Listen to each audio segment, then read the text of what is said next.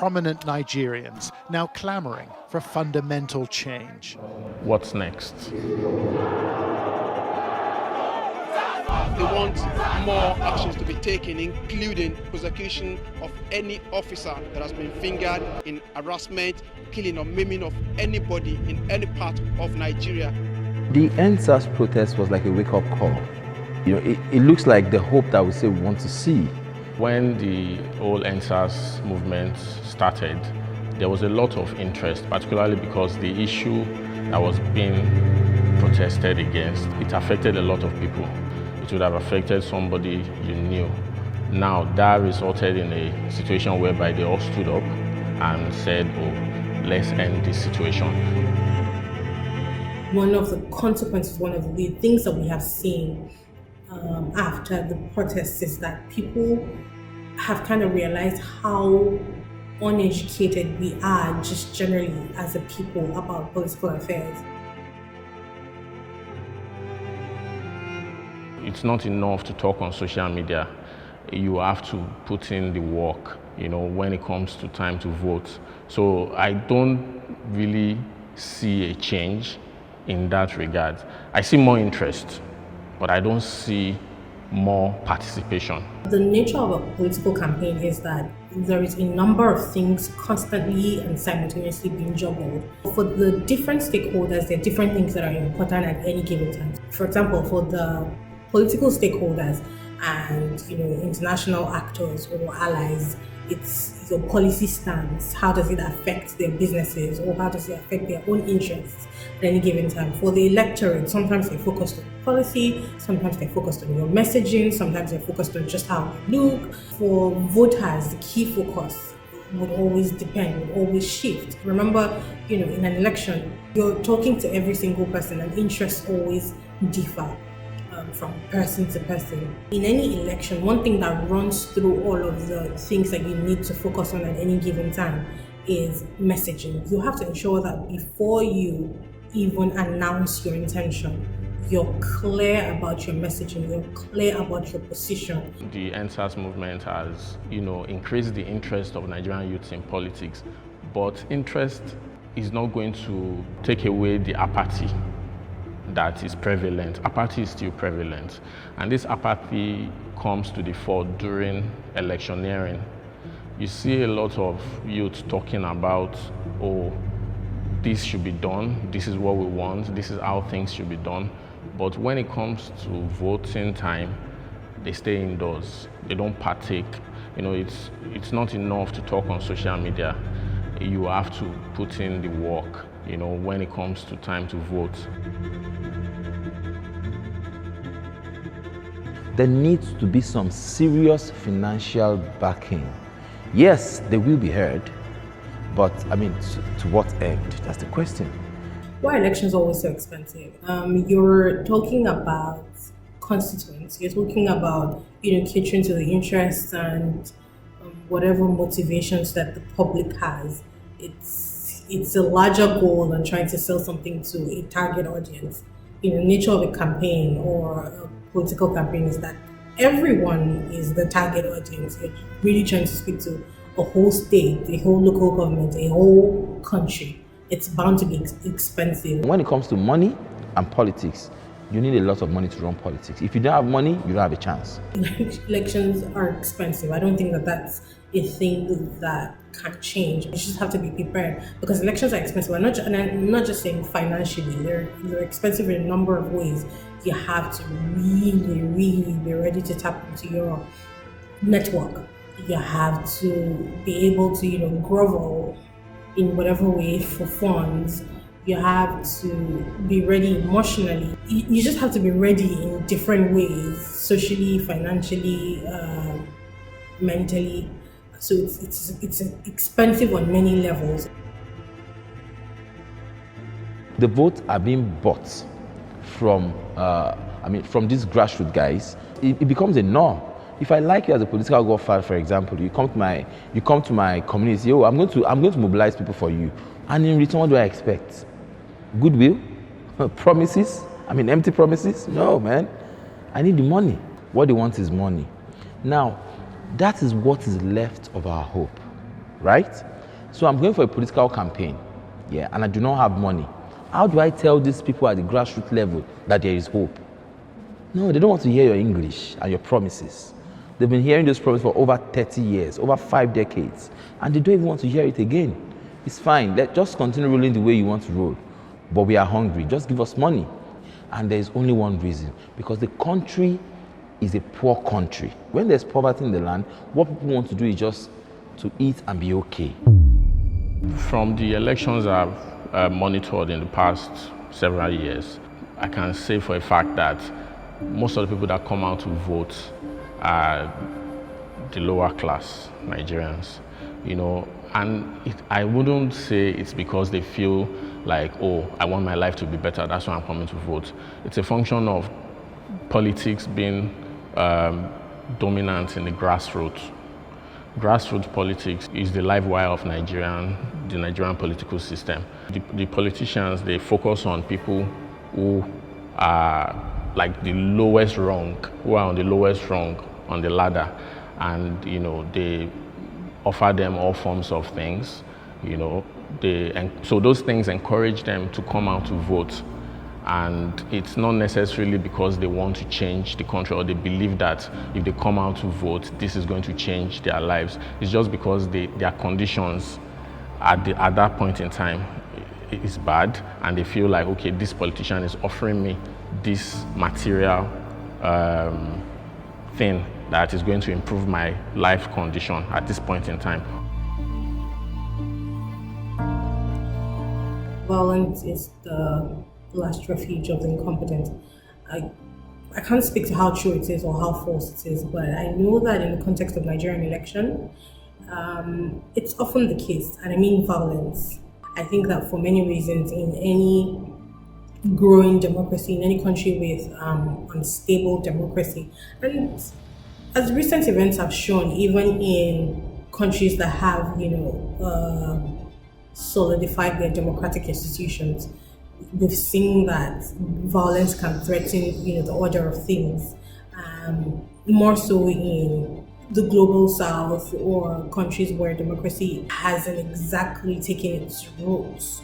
During the ENDSARS protests, I was really encouraged by what I saw from the Nigerian youth, especially when they came under attack.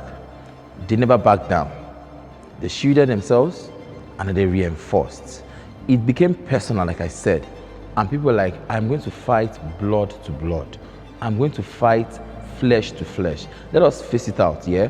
This, the hoodlums in court who were sent or who came to the protest grounds to attack, we also pushed back. Do you understand? People didn't relate, people didn't run away. They went, they took cover and they came back and said, we are facing you guys. We are fighting for you. We are fighting for the common man. So in election, politics and violence, for example, it looks as something that we cannot unsee. It happens every now and then. When there's politics, when there's a political transition, violence is expected. Young people entering into politics, I think it's something that you need to be aware of. Violence can erupt at any time. It's something that has marked, sadly, our political affairs for a while now. I'm all for youth participation. I think it's a no-brainer, and we're at the point where youth need to be involved. We need to be part of the decision making, because at the end of the day, we form the bulk of the population. So why shouldn't we be present, at these tables where decisions are being made about our lives? However, youth is not an ideology. It's a welcome idea. It is fantastic, but we still have a long way to go. Yeah, it will pull off a strong opposition if and only if the youth come together and then have a common goal, and this goal is outside social media. You saw the ENDSARS movement, for example. It was personal. Let every youth personally say, oh yes, I'm getting my voter registration card, and come 2023, I am voting in favor of YPP. I don't care how much they contribute. I don't care how much they share in my community. I am not saying anything to anybody. I'm only going to vote, and my vote is going to count. The fact that you are young doesn't mean you have the brightest ideas, doesn't mean you are the smartest person in the room, or you are the most forward-thinking person. You know, you can be young and be, you know, not so smart. You can be old and also be not so smart. So there has to be a marriage of ideas from both the youth population and the older population. And that is the only way we can move Nigeria forward. To have age, whether old or young, as an ideology is futile. A young person is just as likely to be as corrupt as an old person. A young person is just as likely to be as incompetent, ineffective as an old person. However, in the Nigerian context, I see why it makes sense to, in practical terms, ensure that the young people are represented. I mean, just the sheer number of youth population means that if you're going to have any chance at reaping demographic dividends, you have to ensure, we just have to work hard to ensure youth representation. Actually, I think the youth need to be more strategic. You know, we cannot keep thinking that the old people, as we call them, are going to give us power. You know, power is not given. You know, everybody should know that. We have to immerse ourselves into the system. If we are not in the system, we cannot make changes. We cannot understand how the system works. So young people need to get into government at different levels. And I don't believe, and this is just a personal opinion, I don't believe you can wake up today and say you want to be president of the country. I believe in experience. And experience doesn't mean you have to spend 40, 50 years learning before you become president. But at least understand how government works, understand governance, understand the civil service, understand how to connect with people, what the people want. So, for example, young people can go and vie for political offices, your local government, the councillorship. I mean, it's open, House of Reps. Let's start from there. You know, let's immerse ourselves into the system. When there are a lot of us in strategic positions, we'll be on those tables, we'll be able to influence decisions, and then ultimately, in the next 4 or 5 election cycles, we will be able to have a coalition whereby we will provide somebody unanimously that will go and represent us at the highest office. But there has to be a strategy, there has to be a blueprint, and it's a step-by-step process. It's not an overnight thing. That you can beat us, you can imprison us, you can abduct us, you can murder us, but you cannot finish us. Bobi Wine lost to Museveni in Uganda, but he got 38% of the votes. That's progress. And that means that by the next election, if he does well, if he's able to sustain the momentum, he will get more. And then, who knows, by the coming one, he will unseat Museveni. You know, so there's a process. And Bobi Wine did not just run for president, he was already in parliament. That's what I believe Nigerian youth should emulate. For example, even in South Africa, there's a party called EFF, the Economic Freedom Fighters, headed by Julius Malemi. Many of the members are in parliament, and don't be surprised in the next 10 years if someone from that party becomes president of South Africa. You know, so they know that they have to be present in the corridors of power and be on those tables where decisions are being made, and then have a voice. That's the only way you can actually change things. That's the way you can, you know, implement laws that will improve youth participation, implement laws that will improve women participation, and also encourage reform of the electoral system. So if we are on the outside and saying, give us power by all means, we are playing, we are not yet serious. So the youth need to get serious, be strategic, have a plan, come together and work towards, you know, the goal. But am I hopeful that there's still, you know, in the concept of Nigeria and in the concept of it being the giant of Africa as it should be, and then being among the key players in the global scene? Yes, but not today, not tomorrow. Maybe in another few decades, but it requires a lot of work. You know, we have to put in a lot of work to rebuild the country. And to rebuild the country, we have to be involved in the rebuilding process. It is a pipe dream to just expect Nigeria to change overnight. These systems have undergone decades of decay, continuous decay, and you cannot expect that to be undone overnight. So if there's no willingness, there's no participation, there's no input of skilled people, then there really won't be any process to undo the decay. The question of hope, I've not thought about it, yeah? But with things that I'm seeing around and, you know, everything that is going on, you know, it looks like the hope that we say we want to see.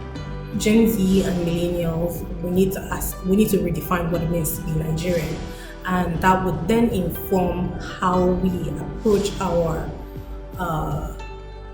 duties, our civic duties, our duties as citizens, how we approach our tasks as representatives of the office of the citizen.